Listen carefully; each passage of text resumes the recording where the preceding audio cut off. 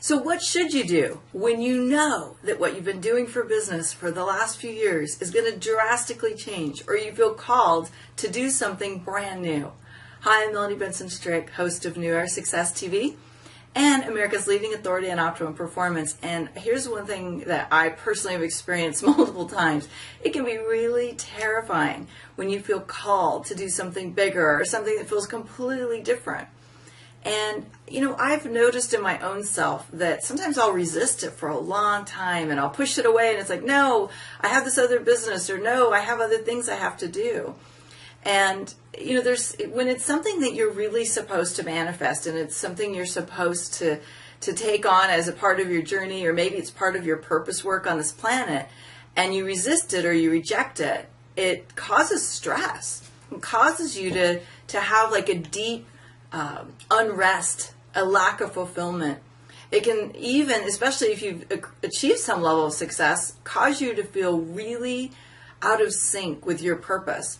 And for a lot of people, what I've noticed is that if you don't step into that call fast enough, it can act like a depressant.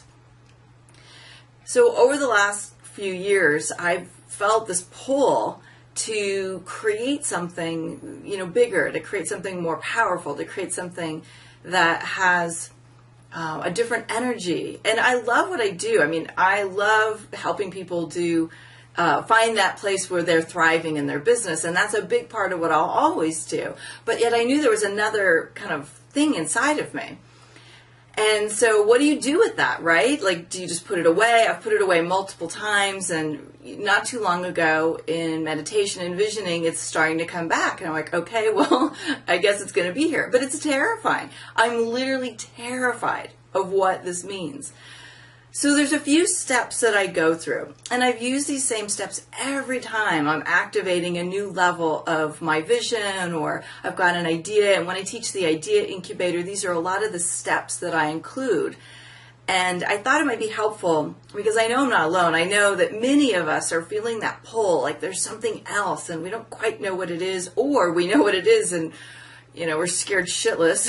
Excuse the language, but I mean, you know what I mean. If you're in this, you really do feel it, and it can be quite paralyzing to recognize there's something else you have to create, especially if you've worked so hard to create what you have.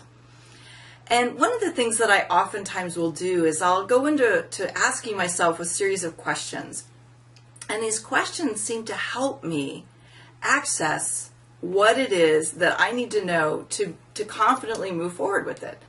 So the first question I always ask myself is, who do I need to be to pull this off? And I believe that being is what creates the doing. When we are being the person we need to be, then we can do anything we set our minds to. And so we have to ask ourselves, who do I need to be? What do I need to shift in my thinking, my habits, maybe my personal strategies, what I spend my time and energy on? Who do I need to be? And usually something like this shows up. Maybe I don't feel confident. I don't feel like I have the skills or the strengths, and so I need to work on that. It could be that I don't have room, and I need to look at what I'm saying yes to. It might be that I feel like I don't have the energy for it. And sometimes that's a clue that maybe it's not the right thing, and it's just an idea that's come to you, and that's really a bright, shiny object, and you need to honor those distinctions between bright, shiny objects and really the next big thing that you're going to call forward. And oftentimes it's just a pure sense of, what do I need to be willing to change inside myself so that I can say yes to the thing I was born to do? So that's one thing. The next thing I always look at is, how can I say yes to this? What would have to be congruent?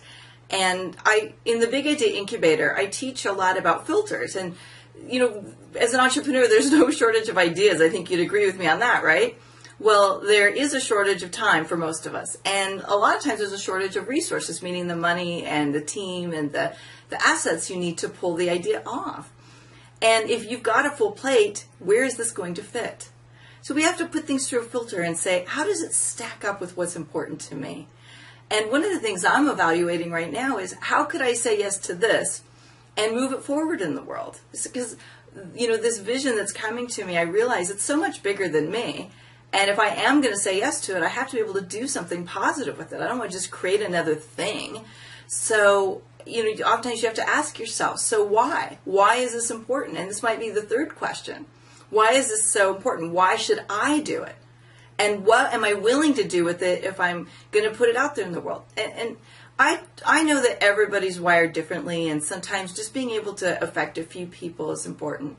But I think we all have to start looking at how well are we doing what we do.